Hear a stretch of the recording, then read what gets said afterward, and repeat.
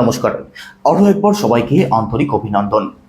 আজকের এই আলোচনার মধ্যে দিয়ে আমরা জানব সম্পূর্ণ জুন 2025 সিংহ রাশির মানুষদের জন্য কেমন থাকতে চলেছে সেই সম্বন্ধে। সম্পূর্ণ জুন মাসে নবগ্রহ কোথায় ট্রানজিট করবেন, কোথায় কোথায় দৃষ্টি ফেলবেন, কোন কোন গ্রহ রাশি পরিবর্তন করবেন, আর তার উপর নির্ভর করে আপনাদের স্বাস্থ্য, আপনাদের পরিবার, অর্থ, ভাগ্য, কর্ম, সন্তান, দাম্পত্য জীবন প্রতিটা বিষয়কেই ডিটেলস আলোচনা করব according to house, according to planet. তো সম্পূর্ণ ভিডিওটি অবশ্যই দেখুন। আলোচনা যদি ভালো লাগে লাইক, কমেন্ট এবং শেয়ার করতে পারেন। আমার সাথে যারা পার্সোনালি যোগাযোগ করতে চাইছেন, জন্মছক যারা বিচার করতে চাইছেন, ভিডিও ডেসক্রিপশনে এবং ইন্ট্রোতেও নাম্বার দেওয়া থাকবে, আপনারা ফোন করে কিংবা হোয়াটসঅ্যাপের মাধ্যমে বুকিং করতে পারেন।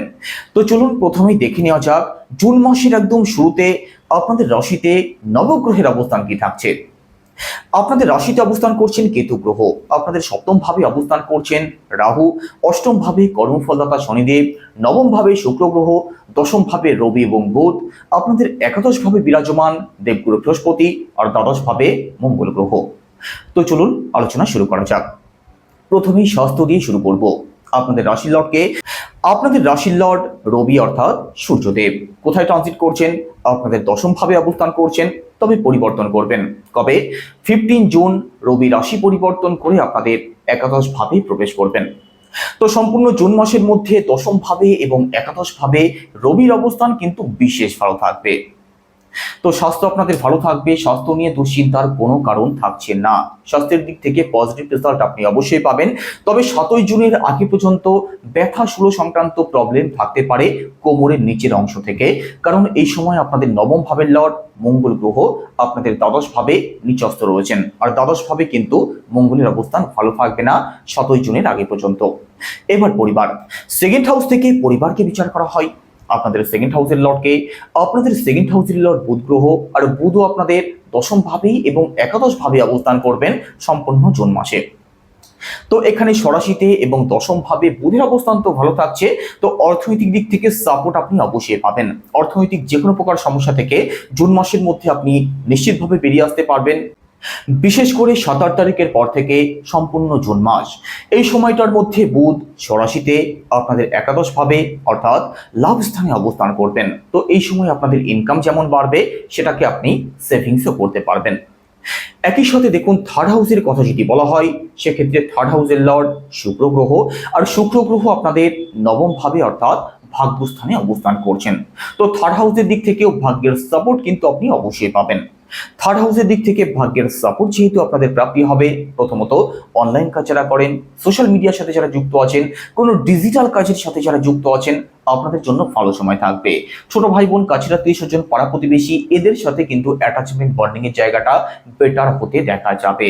আপনাদের মধ্যে সাহস থাকবে, আপনাদের মধ্যে আত্মবিশ্বাস থাকবে। পরিশ্রম করলে পরিশ্রমের ফল আপনি অবশ্যই পাবেন। একই সাথে আপনাদের শর্ট ট্রাভেল যেমন হতে পারে, লং ট্রাভেলও কিন্তু হতে পারে, তারও পূর্ণ সম্ভাবনা রয়েছে সম্পূর্ণ জুন মাসের মধ্যে। এবার প্রপার্টি, ফোর্থ হাউস থেকে প্রপার্টিকে বিচার করা হয়। আপনাদের ফোর্থ হাউসের লর্ড মঙ্গল গ্রহ, আর মঙ্গল আপনাদের দ্বাদশ ভাবে নিচস্থ রয়েছেন, আর দ্বাদশ ভাবে মঙ্গলের অবস্থান কোনোভাবেই ভালো থাকবে না 7 তারিখের আগে পর্যন্ত। তো 7 তারিখের মধ্যবর্তী সময়ের মধ্যে প্রপার্টি সংক্রান্ত যে কোনো সিদ্ধান্ত আপনাদের জন্য না নেওয়াটাই বেটার হবে। প্রপার্টি যদি সেল পারচেজ করতে চান, গাড়ি, ফ্ল্যাট, বাড়ি যদি ক্রয় করতে চান, ঘর পরিবারে কিছু রেনোভেশন যদি করতে চান, তার জন্য 7 তারিখের পর থেকে সম্পূর্ণ জুন মাস আপনাদের জন্য ভালো থাকবে। একই সাথে ফোর্থ হাউস থেকে আমাদের মাকে বিচার করা হয়। 7 তারিখের আগে পর্যন্ত মায়ের দিক থেকে কিন্তু খরচ আপনাদের বাড়তে পারে, বিশেষ করে মায়ের স্বাস্থ্য সংক্রান্ত দিক থেকে ওষুধ, হসপিটাল, ডক্টর, এই সমস্ত কারণে কিন্তু খরচ আপনাদের বাড়তে পারে। তো মায়ের দিক থেকে একটু সিরিয়াস থাকার চেষ্টা করবেন। 7 তারিখের মধ্যবর্তী সময়ের মধ্যে মায়ের সাথে আপনার কিন্তু মেন্টালি ডিস্টেন্স তৈরি হতে পারে, সেদিক থেকেও সিরিয়াস থাকার চেষ্টা করবেন। আর একটা কথা, আপনাদের রাশিতে কিন্তু 2.5 বছর শনির ঢাইয়া চলবে।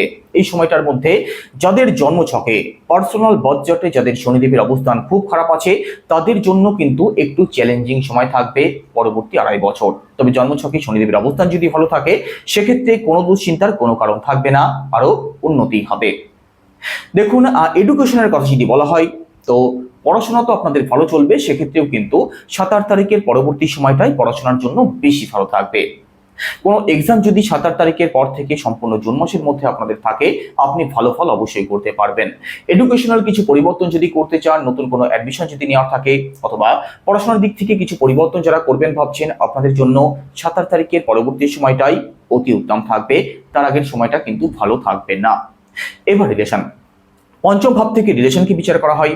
আপনাদের পঞ্চম ভাবের লর্ডকে, আপনাদের পঞ্চম ভাবের লর্ড দেবগুরু বৃহস্পতি, আর দেবগুরু বৃহস্পতি আপনাদের একাদশ ভাবে অবস্থান করছেন। আর একাদশ ভাবে দেবগুরু বৃহস্পতির অবস্থান অত্যন্ত ভালো থাকবে, লাভ স্থানে অবস্থান করছেন। তো রিলেশনের জায়গাটাও কিন্তু বিশেষ ভালো থাকবে। নতুন কোনো রিলেশন আপনাদের হতে পারে। এতদিন দেবগুরু বৃহস্পতি, যিনি আপনাদের পঞ্চম ভাবের লর্ড, শত্রুর ঘরে অবস্থান করছিলেন। তো রিলেশনের দিক থেকে তো প্রবলেম অবশ্যই নিয়ে এসছেন। তবে সেই প্রবলেমগুলো কিন্তু এবার ঠিক হতে পারে। যাদের মধ্যে কথাবার্তা বন্ধ হয়ে আছে, অথবা যাদের ব্রেকআপের পর্যায়ে চলে গেছে, তাদের মধ্যে আবার নতুন করে কথাবার্তা শুরু হতে পারে। সম্পর্কের দিক থেকে বেটারমেন্ট হওয়ার পূর্ণ সম্ভাবনা থাকবে। দেবগুরু যেহেতু অত্যন্ত ভালো অবস্থায় রয়েছেন, লাভ ম্যারেজ যারা করতে চাইছেন, আপনাদের জন্য সম্পূর্ণ জুন মাস পজিটিভই থাকবে। একই সাথে পঞ্চম ভাব থেকে আমাদের সন্তানকে বিচার করা হয়। তো সন্তান পক্ষ কিন্তু ভালো হতে দেখা যাবে। সন্তানের মধ্যে কিন্তু পজিটিভ চেঞ্জ আপনি অবশ্যই লক্ষ্য করতে পারবেন। বিগত 1 বছর ধরে দেবগুরু, যিনি আপনাদের পঞ্চম ভাবের লর্ড, তিনি শত্রুর ঘরে অবস্থান করছিলেন, কোনোভাবেই ভালো অবস্থায় ছিলেন না। তো সন্তানের মধ্যে যে নেগেটিভ বিহেভিয়ারগুলো লক্ষ্য করছিলেন, সন্তানের ব্যবহারে অথবা সন্তানের দিক থেকে যে প্রবলেমগুলো আপনাদের ফেস করতে হচ্ছিল, তার থেকে কিন্তু এবার ধীরে ধীরে আপনি অবশ্যই বেরিয়ে আসতে পারবেন। ফ্যামিলি প্ল্যানিং যারা করবেন ভাবছেন, সম্পূর্ণ জুন মাসটা আপনাদের জন্য বিশেষ ভালো সময় থাকবে। এবার দাম্পত্য জীবন, সপ্তম ভাব থেকে দাম্পত্য জীবনকে বিচার করা হয়। আপনাদের সপ্তম ভাবে রাহু অবস্থান করছেন, আর সপ্তম ভাবের লর্ড আপনাদের অষ্টম ভাবে অবস্থান করছেন। দাম্পত্য জীবনের দিক থেকে কিন্তু একটু সিরিয়াস থাকার চেষ্টা করবেন। সপ্তমে যেহেতু রাহু অবস্থান করছেন, তো দাম্পত্য সংক্রান্ত যে কোনো দিক থেকে কিন্তু আপনাদের মধ্যে আনস্যাটিসফ্যাকশন থাকতে পারে। আপনার যিনি পার্টনার আছেন, তার মধ্যে নেগেটিভ চিন্তা ভাবনা আপনি লক্ষ্য করতে পারেন। যে কোনো বিষয় নিয়ে তার মধ্যে কম বেশি হেডেক আপনি অবশ্যই লক্ষ্য করতে পারবেন। স্বাস্থ্য সংক্রান্ত দিক থেকেও কিন্তু একটু প্রবলেমের মধ্যে থাকতে পারেন আপনার পার্টনার, সেদিক থেকে অবশ্যই সিরিয়াস থাকবেন। দাম্পত্য জীবনের ছোটখাটো প্রবলেমগুলিকে অ্যাভয়েড করার চেষ্টা করবেন। এবার ভাগ্য, নবম ভাব থেকে ভাগ্যকে বিচার করা হয়। আপনাদের নবম ভাবের লর্ডকে, আপনাদের নবম ভাবের লর্ড মঙ্গল গ্রহ, আর মঙ্গল আপনাদের দ্বাদশ ভাবে অবস্থান করছেন জুন মাসের শুরুতে। তবে মঙ্গলও পরিবর্তন করবেন। মঙ্গল 27 তারিখের পরবর্তী সময় রাশি পরিবর্তন করে আপনাদের রাশিতে প্রবেশ করবেন। তো দেখুন, এখানে 27 তারিখের আগে পর্যন্ত ভাগ্যস্থান কিন্তু ভালো থাকবে না। যে কোনো বড় সিদ্ধান্ত, কোনো কাজের শুভারম্ভ, কোনো ব্যবসার শুভারম্ভ যদি করতে চান, সেক্ষেত্রে 7 তারিখের পরবর্তী সময়টাই আপনাদের জন্য ভালো থাকবে। তার আগের সময়টা কিন্তু চ্যালেঞ্জিং থাকবে। ভাগ্যের সাপোর্ট থেকে আপনি বঞ্চিত থাকবেন। তো সম্পূর্ণ জুন মাসের মধ্যে 27 তারিখের পরবর্তী সময়ের মধ্যে কোনো কাজের শুভারম্ভ যদি করতে চান, অবশ্যই করতে পারেন। ঘর পরিবারে কোনো শুভ কার্য, কোনো মাঙ্গলিক অনুষ্ঠান যদি করতে চান, তার জন্যও ভালো সময় থাকবে। বড় কোনো ইনভেস্টমেন্ট যদি করতে চান, তার জন্যও কিন্তু ভালো সময় থাকবে। একই সাথে 27 তারিখের পরবর্তী সময়টার মধ্যে লং ট্রাভেল কিন্তু আপনাদের হতে পারে। আপনাদের পিতৃপক্ষ ভালো থাকবে, আপনাদের উচ্চশিক্ষার জায়গাটা ভালো থাকবে। তবে একটা কথা মাথায় রাখবেন, মঙ্গল যেহেতু আপনাদের রাশিতে প্রবেশ করবেন 7 তারিখের পরবর্তী সময়ে, 7 তারিখের পর থেকে সম্পূর্ণ জুন মাসের মধ্যে আপনাদের মধ্যে রাগ জেদ কিন্তু একটু বেশি থাকবে। আপনাদের মধ্যে অ্যাডজাস্টমেন্টের একটু প্রবলেম হতে পারে। তবে উদ্যমী মানসিকতা আপনাদের মধ্যে 100% বৃদ্ধি পাবে। এবার কেরিয়ার, দশম ভাব থেকে কেরিয়ারকে বিচার করা হয়। আপনাদের দশম ভাবের লর্ড শুক্র গ্রহ, শুক্র আপনাদের ভাগ্যস্থানে অবস্থান করছেন। তো কর্মজীবনের দিক থেকেও ভাগ্যের সাপোর্ট আপনি অবশ্যই পাবেন। যে কাজই আপনি করুন, সেই কাজ আপনাদের ভালো চলবে। একই সাথে কাজের দিক থেকে ভাগ্যের সাপোর্ট যেহেতু পাবেন, সেক্ষেত্রে কর্মজীবনের দিক থেকে সুনাম সম্মান আপনাদের বাড়তে পারে। চাকরির চেষ্টা যারা করছেন, আপনাদের জন্যও সম্পূর্ণ জুন মাস অতি উত্তম সময় থাকবে। ব্যবসার কথা যদি বলা হয়, সেক্ষেত্রে সপ্তম ভাব থেকে ব্যবসাকে বিচার করা হয়। আপনাদের সপ্তম ভাবে রাহু অবস্থান করছেন। তো ব্যবসায়ী যারা আছেন, ব্যবসাতে অবশ্যই মাথা খাটিয়ে ভাবনা চিন্তা করে তবেই সিদ্ধান্ত নেবেন। সপ্তম ভাবে রাহু যেহেতু অবস্থান করবেন, ভুল কোনো সিদ্ধান্ত যদি নিয়ে ফেলেন, সেক্ষেত্রে কিন্তু আপনি প্রবলেমে পড়ে যাবেন। লসের সম্মুখীন কিন্তু আপনাকে করতে হতে পারে। তবে বুধের অবস্থান ভালো থাকছে। ব্যবসার দিক থেকে সাপোর্ট তো আপনি অবশ্যই পাবেন। একটা কথায় মাথা রাখবেন, বড় কোনো ইনভেস্টমেন্ট অনেক ভাবনা চিন্তা করে মাথা খাটিয়ে মাথা ঠান্ডা রেখে তবে নেবেন, না হলে প্রবলেমে পড়ে যেতে পারেন। তো সম্পূর্ণ জুন মাসের মধ্যে কি উপায় অবলম্বন করবেন? শনির ঢায়া যেহেতু চলছে, তো শনির বীজ মন্ত্র অবশ্যই জপ করুন। সেটা কি? ওম প্রাম প্রিম প্রমসা শনিশ্চরায় নমঃ, রোজ 108 বার। একই সাথে সূর্যকে জল অর্পণ করুন স্নানের পর তামার পাত্রে লাল ফুল সহযোগে। তো কেমন লাগলো আলোচনা কেমন লাগলো অবশ্যই কমেন্টে জানাবেন। সবাই ভালো থাকুন, সুস্থ থাকুন। নমস্কার।